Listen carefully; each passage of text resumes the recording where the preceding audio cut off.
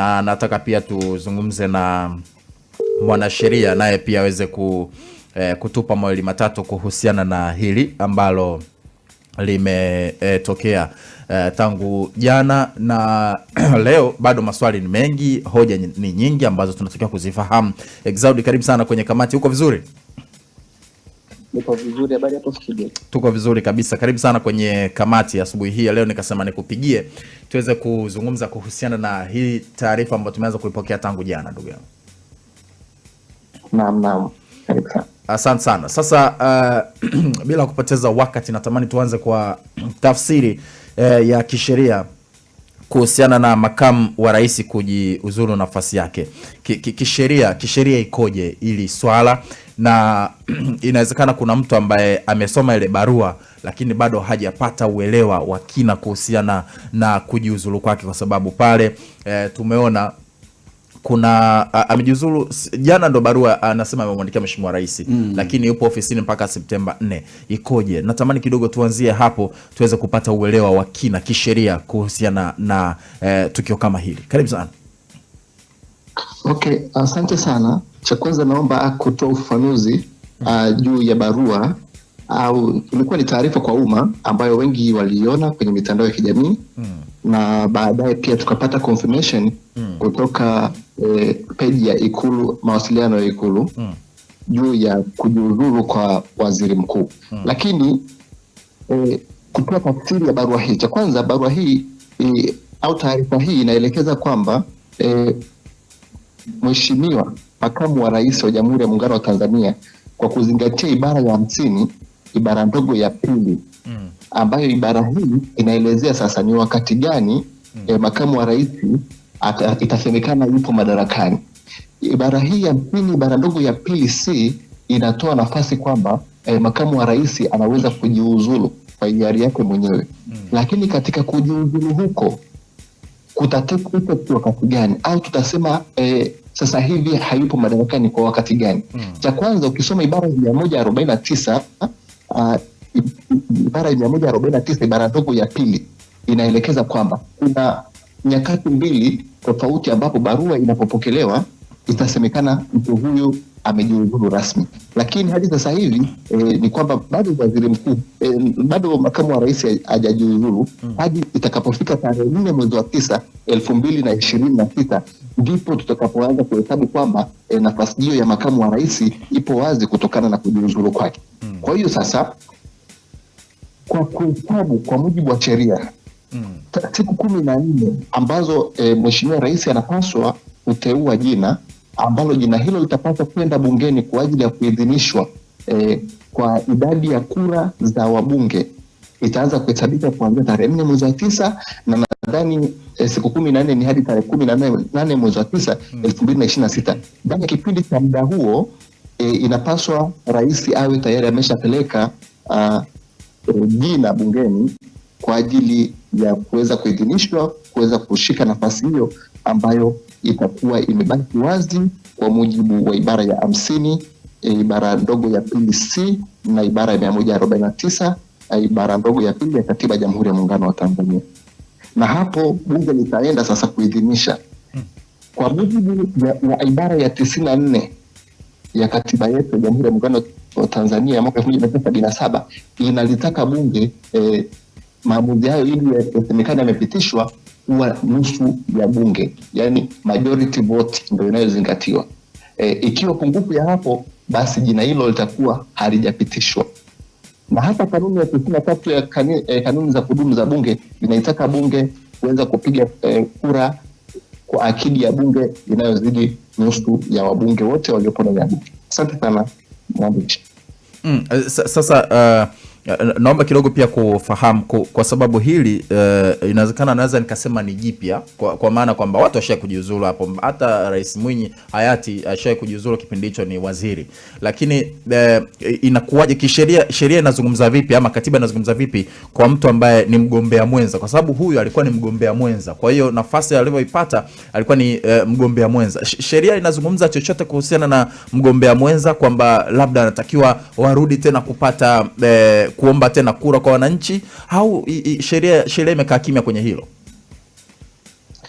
Cha kwanza naomba tuweke sawa kwamba tukio la makamu wa rais kujiuzulu sio tukio jipya katika nchi yetu, kwa sababu kuna mheshimiwa Abdu Jumbe mwaka 1984 naye aliweza kuandika barua ya kujiuzulu akielezea sababu mojawapo ya yeye kufanya kujiuzulu ilikuwa ni lile shinikizo la yeye kutokukubaliana na matakwa ya chama chake, kwamba chama kinataka uwepo wa serikali mbili, serikali ya Jamhuri ya Muungano na serikali ya Mapinduzi ya Zanzibar, lakini yeye alikuwa anataka serikali tatu.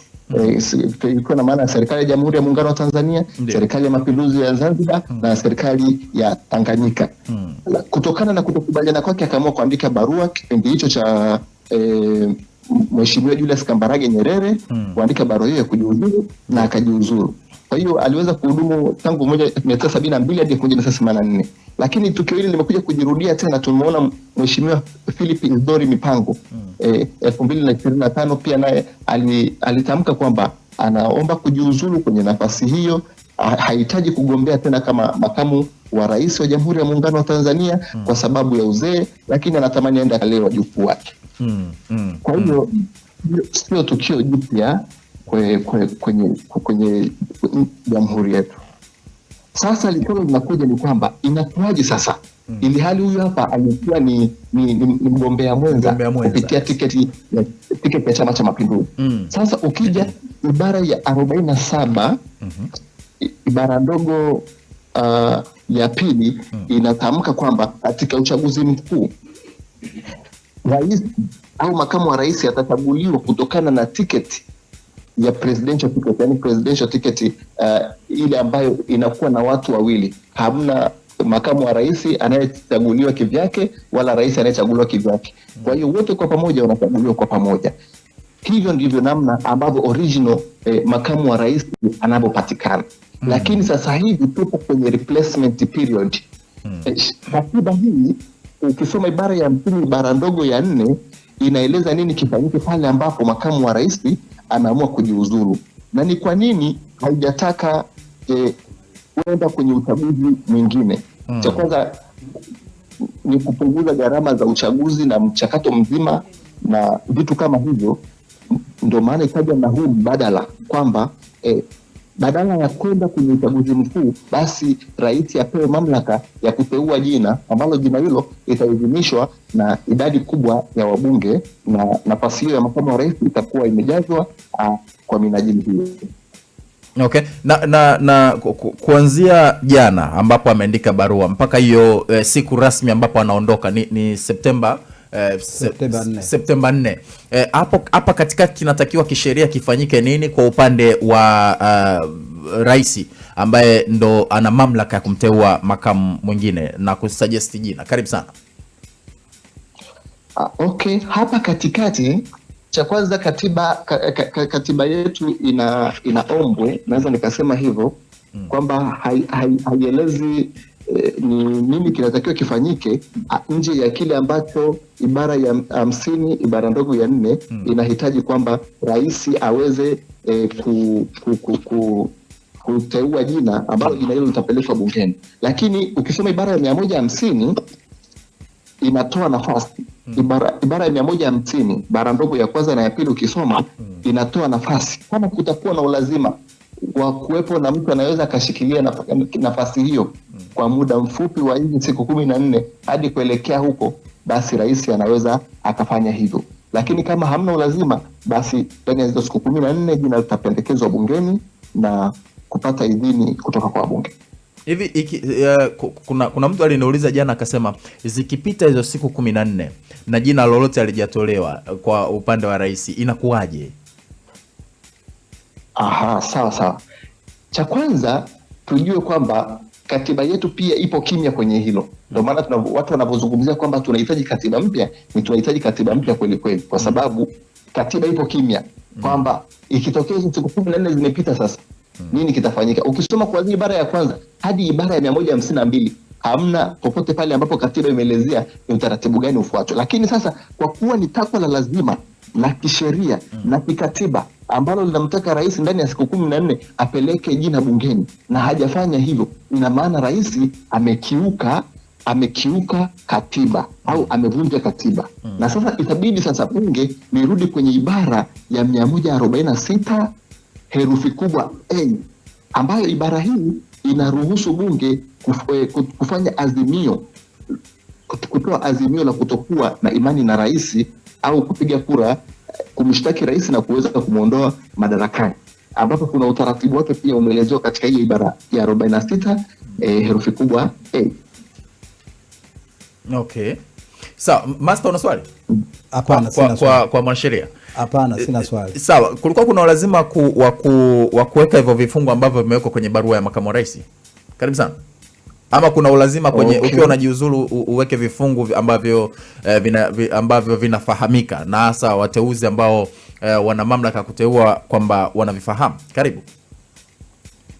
Cha kwanza hakuna formati ya moja kwa moja ya kulazimisha mtu anapojiuzulu aweke vifungu hivi katika barua yake, lakini umuhimu wa kuweka ibara hizi katika tangazo alilolitoa ni kuhabarisha umma kwamba nilichokifanya kimetokana na misingi ya kikatiba ya nchi yetu, kwamba sijajiamulia mimi tu from nowhere kwamba nataka kujiuzuru, ila ni matakwa ya kisheria na katiba yetu inaruhusu mtu akijisikia kujiuzuru basi muda wowote anaweza kutoa taarifa kwa njia ya maandishi. Na ukisoma ibara ya ukisoma hiyo ibara ya 50 ibara ndogo ya pili ikisomwa sambamba na ibara ya 149 ibara ndogo ya pili, basi inaelezea bayana kwamba huyu mtu amejiuzulu sio kwa kupenda kwake, ila ni kwa kufuata matakwa ya kisheria. Kwa hiyo ni kuonyesha tu misingi ya kisheria imefuatwa. Hapo umefungua ufunguo mwingine. Asante sana ndugu yangu. Kuna neno lolote ambalo natamani Watanzania wabaki nalo hasa kwenye situation kama hii? Naam. Kuna neno lolote ambalo ungetamani Watanzania walifahamu hasa kutokana na situation kama hii kisheria?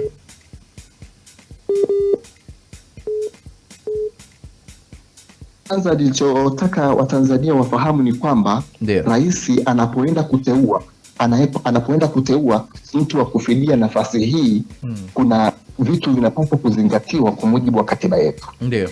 Sio kwamba tu rais ataamua tu from nowhere ajiamulie anavyotaka. Cha kwanza lazima azingatie kwamba anayeenda kumteua ana sifa za kuweza kushikilia nafasi hiyo. Na katika kuzingatia hilo haimlazimishi wala haimtaki rais kwamba atakayemteua lazima awe mbunge. Mtu yeyote mwenye sifa za kuweza kushika nafasi ya makamu wa rais wa Jamhuri ya Muungano wa Tanzania ataruhusiwa kuteuliwa. Lakini kama akiona pia kuna mbunge anafaa ndani ya Bunge la Jamhuri ya Muungano wa Tanzania, kwa mujibu wa ibara ya 71 ibara ndogo aya ya F inamtaka yule mbunge awe appointed kama vice president, lakini akishateuliwa tu atasizi au ataacha moja kwa moja majukumu yake ya kushika ubunge kwenye jimbo alilokuwa analiwasilisha, na hivyo jimbo hilo litaweza kwenda kwenye uchaguzi mdogo. Kwa hiyo rais atakapoenda kuzingatia uteuzi wa nafasi ya makamu wa rais ajaye, lazima azingatie kuanzia ibara ya 47, ibara ya 48, ibara ya 50, ibara ya 66, ibara ya 67 na ibara ya 71. Hizi hapa zikisomwa kwa pamoja ili zikuweza kupata mtu mwenye sifa kamili za kugombea za kushika hatamu hiyo ya makamu wa rais. Mwanasheria, baada ya kusema hayo nadhani nimeeleweka. Ndio. Kuna swali hapa kidogo la nyongeza. Karibu sana. Mwanasheria, asante kwa ufafanuzi, lakini kwa faida ya watazamaji pamoja na sisi hapa studio, ni sifa zipi ambazo zinaweza kuwa nzuri ama unaziongelea kwa ajili ya kupata iko kiti cha uteuzi wa makamu wa rais? Sawa. Cha kwanza tukisoma hapa kuanzia ibara ya 47 ibara ndogo ya 4 inatoa sifa za rais. Inakwambia cha kwanza lazima awe raia wa Jamhuri ya Muungano wa Tanzania sio raia wa kusajiliwa, raia kwa kuzaliwa, lakini lazima awe amefikisha umri wa miaka 40, lakini anapaswa awe mwanachama anayetokana na chama cha kisiasa. Kwa hiyo hatutegemei atakaenda kuwa nominated awe hana chama cha siasa, ni kitu ambacho hakiwezekani. Lakini anapaswa awe na sifa za kuwa mbunge wa Jamhuri ya Muungano wa Tanzania au Baraza la Wawakilishi kule Zanzibar. Lakini pia anapaswa ndani ya kipindi cha miaka 5 asiwe aliwahi kupatikana na hatia yoyote kutokana na makosa ya ukwepaji wa kodi ndani ya Jamhuri ya Muungano wa Tanzania. Lakini kingine ni kutaka tuweke sawa ni kuhusiana na kubalansi kwa union master, kwamba lazima azingatie kwamba kifungu cha 47 ibara ya 47 ibara ndogo ya 3 inazungumzia union balance, kwamba kama rais anatoka Zanzibar, basi makamu wa rais anatakiwa atoke Tanganyika, Tanzania bara. Na kama rais anatoka Tanzania bara, basi makamu wa rais anapaswa kutoka kule Zanzibar. Kwa hiyo hivi ni vitu vya msingi ambavyo Mheshimiwa Rais anapaswa kuzingatia kwa mujibu wa katiba yetu ya Jamhuri ya Muungano wa Tanzania. Hivi unajua kwa nini makampuni makubwa duniani hayaachi kujitangaza kila siku, licha ya kwamba tayari yanafahamika? Sasa kama una biashara au kampuni lakini hujitangazi, customers wapya watakujua vipi? Na bila advertising, unategemea kukuza mauzo yako kwa njia gani? Ndio maana Global TV tunakupa nafasi ya kuitangaza biashara yako kwa audience kubwa ndani na nje ya Tanzania kupitia mitandao yetu ya kijamii. Advertising kupitia Global TV inaongeza brand visibility yako, inakufikisha kwa customers wapya na kuongeza nafasi ya bidhaa au huduma zako. Na habari nzuri zaidi, bei zetu za matangazo ni rafiki. Iwe una biashara ndogo, ya kati au kampuni kubwa, kuna nafasi inayoweza kukufaa. Usiache biashara yako isubiri kugunduliwa. Ipe visibility inayostahili. Anza kutangaza nasi.